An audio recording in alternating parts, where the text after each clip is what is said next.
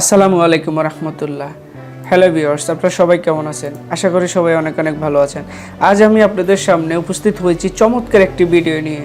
তো বন্ধুরা, আমরা অনেকে ফোল্ডার খুলতে পারি এবং ফোল্ডারের মধ্যে ডকুমেন্টস রাখতে পারি, বাট আজকে আমরা ব্যতিক্রমী একটি কাজ শিখব। সেটি হচ্ছে এই ফোল্ডারটিকে কিভাবে আপনি আপনার ফোল্ডারটিকে লক করবেন এবং কিভাবে আপনি আপনার এই ফোল্ডারটিকে আবার আনলক করবেন, সেটা আমি আপনাদেরকে দেখাবো।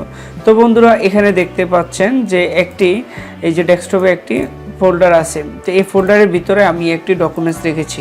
তো এই ফোল্ডারটিকে আমি এখন লক করব। তো সেটা হচ্ছে আমরা প্রথমেই এই ফোল্ডারের উপরে রাইট বাটন ক্লিক করব, তারপর প্রপার্টিজে চলে যাব, তারপর সিকিউরিটিতে চলে যাব, তারপর এখানে দেখেন অ্যাডমিনিস্ট্রেটরে চলে যাব, তারপর এখানে এডিটে চলে যাব, তারপরে আবার এখানে চলে আসব, তারপরে এখানে দেখেন লেখা আছে এই যে ধ্যানি। এখান থেকে আমি সবগুলা চিহ্ন এই যে এখানে ক্লিক করলেই ফুল কন্ট্রোলের উপরে ক্লিক করে তারপর আমরা এখান থেকে ওকেতে ক্লিক করব।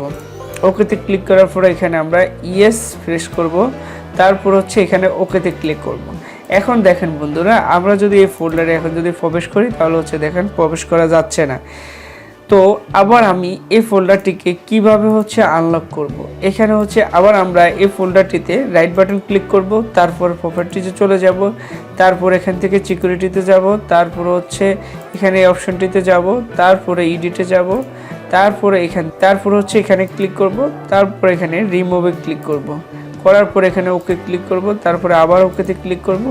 এবার দেখেন আমরা খুব সহজে এখানে ক্লিক করে আমাদের যে ডকুমেন্টটি আছে এই ডকুমেন্টটিতে চলে যেতে পারবো। তো বন্ধুরা, আশা করি আপনারা বুঝতে পেরেছেন।